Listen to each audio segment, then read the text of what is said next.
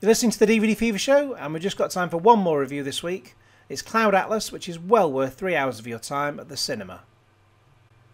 Now, Cloud Atlas is a film I hadn't even heard of until a few days before watching it, but there was something intriguing about the way in which it mixes 6 different stories, each from a different timeline, so it had an air of Magnolia about it, although that one mixes 9 different stories all set in the present. In each of the 6 timelines, there's a character called Sixsmith, as well as there always being someone with a comet-shaped birthmark.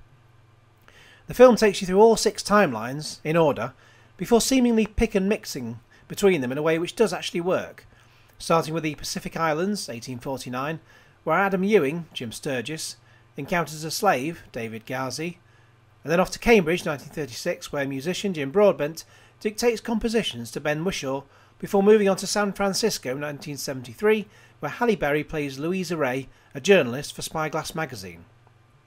The 4th stop is London, 2012, thankfully not taking the Olympics into account, but to give us, gives us another star turn from Jim Broadbent as a publisher to Tom Hanks, who threw critic Felix Finch, Alistair Petrie, off the top of a building at a party to his death.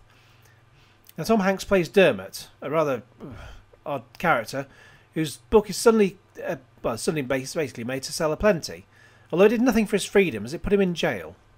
The next stop is Neo Soul 2144, where fast food restaurant Papa Song has waitress clones working 19 out of 24 hours a day, and there's an important link between Yuna 939, Sun Shao, and Sonmi 451, Duna Bay. And then finally we arrive in the Hawaiian Islands in an abstract period told to us as 106 winters after the fall. Clearly in the future, but everyone talks like they're from the Old West, which is very annoying and was my least favourite timeline. Now, Cloud Atlas shows us how our lives are interconnected in such a way that we are reincarnated in different guises at another time and place. And if you're wondering where the title comes from, well, the Cloud Atlas Sextet is a symphony which turns up now and again.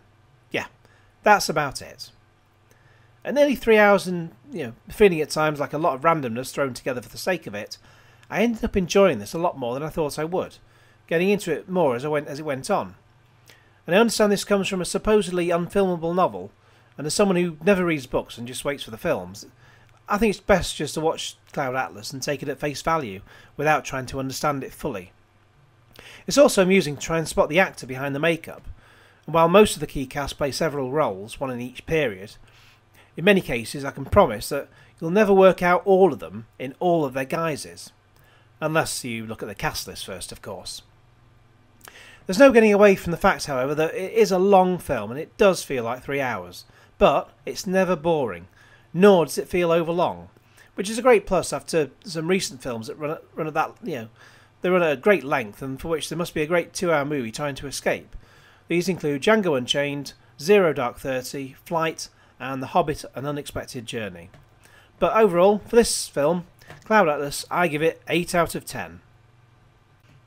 Okay, thanks to everyone who listened today and throughout the week, and come back next week for more from the DVD Fever Show. Also, you can subscribe to get notified when a new show is uploaded.